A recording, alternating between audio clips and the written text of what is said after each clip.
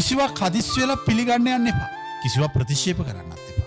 ප්‍රතික්ෂේප කරන්නෙත් නැතුව පිළිගන්නෙත් නැතුව නිදහසේ සවන් දෙන්න.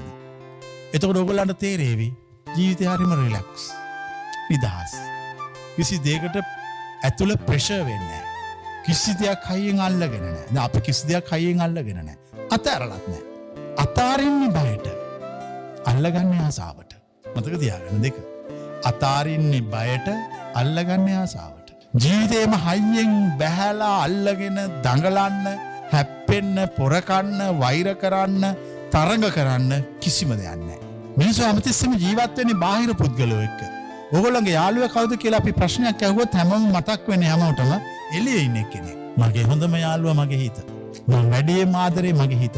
මං හැමතිස්සෙම කතා කරන්නේ මගේ හිතත් එක්ක. මං සංවාදශීලී වෙන්නේ හදවතත් එක්ක.